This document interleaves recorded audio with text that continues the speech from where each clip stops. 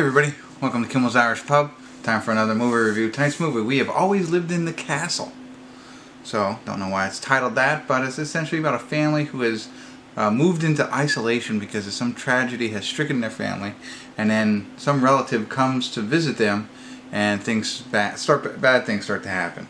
Taissa Farmiga, Alexandra Daddario's in it, Sebastian Starr, Crispin Glover, are the names that I recognize right now. So, don't know. IMDb has it at a 5.5. So, I'll get into it a little bit, understand what it's really about, let you know what it's about, and ultimately tell you what I think.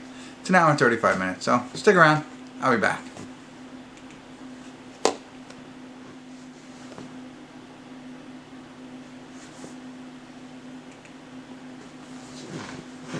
Hey everybody, we're at the credits of We Always Lived in the Castle. No check-ins tonight because I don't think it was needed. I probably could have done a better job of telling you the plot, and that's all you really needed.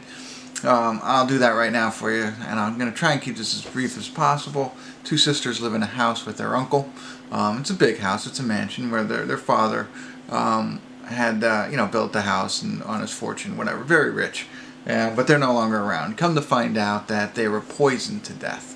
And these two girls, the older girl is the one who is blamed for the poisoning of the entire family. I guess the mother and the father. And they're the only three who are there. And maybe somebody else, who knows. But anyway, they're the only three who are still alive. And, like the town kind of, hates them. They dislike them because of everything that has happened. So she, the older daughter, who is the one who is accused of all this, never leaves the property.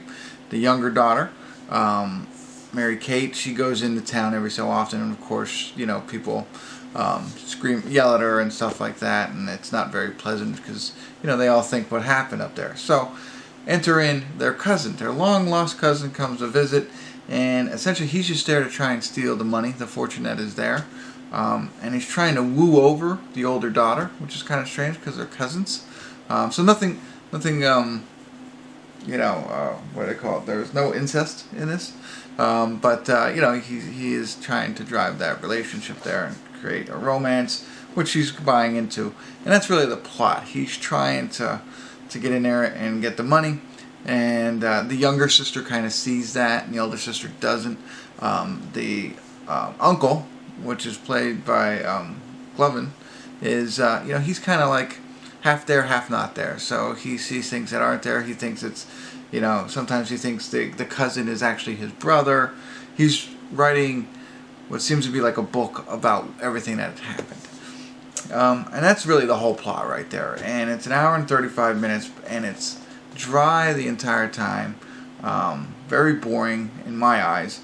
But I kept waiting. There's something that's going to happen here. We're going to find out more. We do find out a little bit more about how they died, whatever. But, there's going to be some kind of plot twist or some action here at the end that's really going to be like, okay, I'm glad I waited out this movie. Not so. Do not, if you decide to watch this after this review, okay, no problem. But don't hold on to the boringness if you think maybe, okay, at the end of this I'll be rewarded. That's not what's going to happen. It was a very bland story that had really no purpose and had no worth, I guess. I don't know. I can't say any more about it. There was nothing I liked about it. I don't know. I just don't get it. I mean, it's not like it doesn't make sense. It makes sense. I know what happened here, and everything's great, and thanks, but it's just blah. Ugh. I don't know if it was written on a book or something like that, but this was not entertaining for me at all. So I don't want to go on any further. If you like dull movies and like the I want to say not the tone, but the shade of the movie, the color tone of the movie is dreary. I was falling asleep for a while, but I get it. You put movies like that for a certain purpose, but You know, it just made the whole movie even worse. There you go. That's it. That's all I got for you. I can't think of any possible... If you know somebody who was in this movie or was involved in this movie, check it out. Otherwise, I would pretty much avoid it.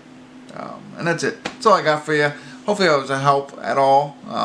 Not much to see here, so I'm going to stop talking so that you can go ahead and make a decision and hopefully go watch something else. Check out some of my other reviews. There's a lot of good movies out there. Alright, thanks for tuning in. Kimmel's Irish Pub.